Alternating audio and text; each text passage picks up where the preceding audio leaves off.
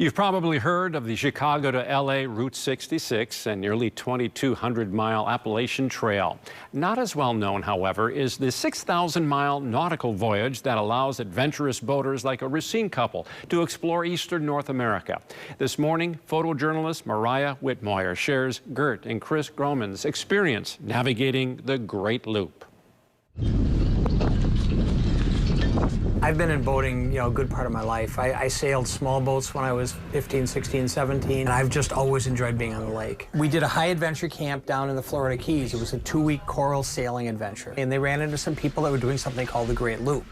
I'm the captain, and she's the first mate. Over time, you talked me into it, I'm what they call a reluctant looper. When we went over looking for boats, we probably looked at 20 or 30 boats over the course of a week, and Patriot was the first boat we looked at, and she was also the last boat that we looked at. When I saw the name, I thought, okay, there's something karmic about this boat. It's really going to work for us. But I'd never had a boat this large before. One day I told my wife, I said, hey, honey, let's just sell everything we own and move on to a boat.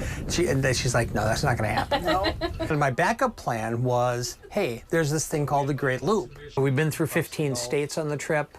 I've been to 2 foreign countries. We spent 3 weeks in the Bahamas, and we spent about a month in Canada. Everything we did was new, from going through locks to making big open water crossings, to passing barges on the Mississippi that were 200 feet wide and 1,200 feet long. You always have, bumps in the night and things that you have to fix. I had a spot where I sat and I hung on, for dear life for 6 hours where I didn't move. But, that ended and we got to where we were. But those were far and few between all of the wonderful, wonderful places we went to.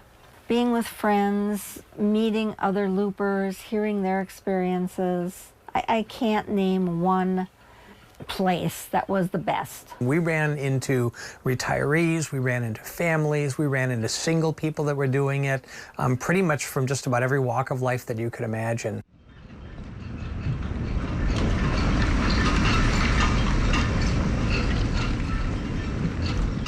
We didn't really want to come home. When we were down in Racine, we took our time coming back up here because it was like, this is going to be it. This is the end.